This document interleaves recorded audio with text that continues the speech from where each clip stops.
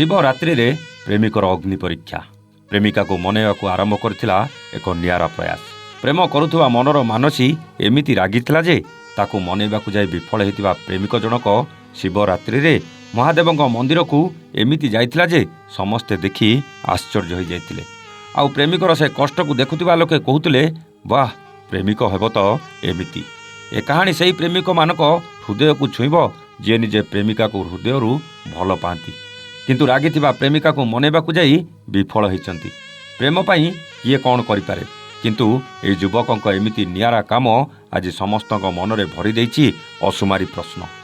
ଏ ପ୍ରଶ୍ନ କେବଳ ଏହି ପ୍ରେମିକର ପ୍ରେମିକା ପାଇଁ ନୁହେଁ ଆଜ୍ଞା, ବରଂ ଟିକେ ଟିକେ ଭୁଲକୁ ବଡ଼ କରି ଭଲ ପାଉଥିବା ମଣିଷକୁ କଷ୍ଟ ଆଉ ଯନ୍ତ୍ରଣା ଦେଉଥିବା ସେହି ପ୍ରେମିକାମାନଙ୍କ ପାଇଁ। ପ୍ରେମରେ ରାଗ, ରୁଷା, ଅଭିମାନ, ଝଗଡ଼ା ଏସବୁ ନ ରହିଲେ ମଜା ନାହିଁ ଆଜ୍ଞା। କିନ୍ତୁ ତା ମାନେ ନୁହେଁ ଯେ ଭଲ ପାଇ ନିଜର କରିବାକୁ ଯାଉଥିବା ମଣିଷକୁ ଏତେ କଷ୍ଟ ଦେବା। ଯାହାକୁ ଜୀବନସାଥୀ କରିବାକୁ କଥା ଦେଇଛ ତାକୁ ଏତେ ଯନ୍ତ୍ରଣା ଦେବା। ହଁ ଆଜ୍ଞା, ବେଳେବେଳେ ନିଜ ପ୍ରେମକୁ ସଫଳ କରିବାକୁ ଅନେକ ପରୀକ୍ଷା ଦେବାକୁ ପଡ଼ିଥାଏ।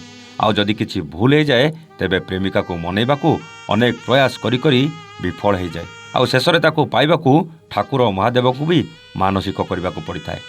ଏ କାହାଣୀର ନାୟକ ସେମିତି ଜଣେ ପ୍ରେମିକ ଆଜ୍ଞା। ନିଜ ଭୁଲକୁ ସଜାଡ଼ିବାକୁ ଯାଇ ଆଉ ନିଜ ପ୍ରେମିକାକୁ ପାଇବାକୁ 4 କିଲୋମିଟର ନିଜ ଘରରୁ ଶିବ ମନ୍ଦିର ପର୍ଯ୍ୟନ୍ତ ରାସ୍ତାରେ ଗଡ଼ି ଗଡ଼ି ଯାଉଥିଲେ। ଏଥିରେ ତାଙ୍କ ପରିବାର ଲୋକଙ୍କର ସହଯୋଗ ବି ଥିଲା। ଏଇ ଦେଖୁନାହାନ୍ତି କେମିତି ପୁଅ ଆଗକୁ ଗଡ଼ିବାକୁ ଗାମୁଛା ଚାଦର ବିଛା ଚାଲିଛି।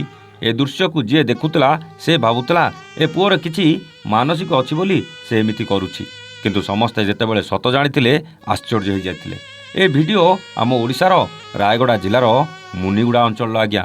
ଆଉ ଏ ନିଷ୍ଠାପର ସଚ୍ଚା ପ୍ରେମିକ ଜଣକ ହେଉଛନ୍ତି ଲୋକନାଥ। ଲୋକନାଥ ନିଜ ଭୁଲ ସୁଧାରି ଭଲ ପାଉଥିବା ପ୍ରେମିକାକୁ ପାଇବାକୁ ଏଭଳି ଭକ୍ତିରେ ମନ୍ଦିର ଯାଉଛନ୍ତି ବୋଲି ଜଣାପଡ଼ିଥିଲା। ଏକଥା ଜାଣିବା ପରେ ବିଜୁଳି ବେଗରେ ସମସ୍ତଙ୍କ କାନରେ ଏକଥା ପଡ଼ିଥିଲା। ଆଉ ଏହି ପ୍ରେମିକକୁ ଦେଖିବାକୁ ଭିଡ଼ ବି ଜମିଥିଲା। ଅବଶ୍ୟ ପ୍ରେମିକ ଜଣକ କ'ଣ ଭୁଲ କରିଥିଲେ, ଆଉ ୟାଙ୍କ ପାଖରୁ ୟାଙ୍କ ପ୍ରେମିକା କାହିଁକି ଦୂରେଇ ଯାଇଛି, ଆଉ ଏ ପ୍ରେମିକାକୁ ସନ୍ତୁଷ୍ଟ କରିବାକୁ ଯାଇ ଶିବରାତ୍ରିରେ ଏମିତି ଗଡ଼ି ଗଡ଼ି ଯାଇ ପ୍ରେମିକାକୁ ପାଇବେ କି ନାହିଁ ତାହା ତ ଜଣା ନାହିଁ ଆଜ୍ଞା। କିନ୍ତୁ ଏ କାହାଣୀ ଜଣାଇ ଦେଉଛି ଯେ ଜଣେ ପ୍ରେମିକ ତା ପ୍ରେମିକାକୁ ପାଇବାକୁ କେତେ କଷ୍ଟ କରିବାକୁ ପଡ଼େ।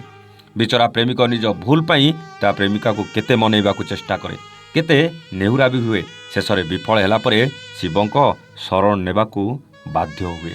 ଏ ପ୍ରେମିକର କଷ୍ଟକୁ ଆପଣ ଭଲ ଭାବରେ ଅନୁଭବ କରିପାରୁଥିବେ ଆଜ୍ଞା। ଆଉ ଦେଖୁନାହାନ୍ତି ପୁଅର କଷ୍ଟକୁ ସହି ନ ପାରି ପରିବାର ଲୋକେ ବି ପୁଅକୁ ଏଥିରେ ସହଯୋଗ ବି କରୁଛନ୍ତି। ପ୍ରେମରେ ସଫଳ ହେବା ସତରେ କ'ଣ ଏତେ ଯନ୍ତ୍ରଣାଦାୟକ? ପ୍ରେମକୁ ପାଇବାକୁ ସତରେ କ'ଣ ଏତେ କଷ୍ଟ କରିବାକୁ ପଡ଼େ? ଏ ଯୁବକର ପ୍ରେମ କାହାଣୀ ତ ଏଇଆ କହୁଛି ନା ଆଜ୍ଞା। ଆପଣ କ'ଣ ବୁଝିଲେ ମୁଁ ତ ଜାଣିନି ଆଜ୍ଞା, କିନ୍ତୁ କମେଣ୍ଟ କରି ଆପଣଙ୍କ ବିଚାର ନିଶ୍ଚୟ ଜଣାଇବେ।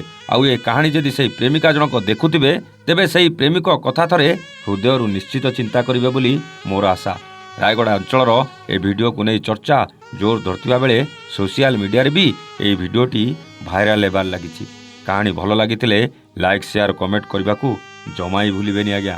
ରହୁଛୁ, ନମସ୍ତେ, ଜୟ ଜଗନ୍ନାଥ।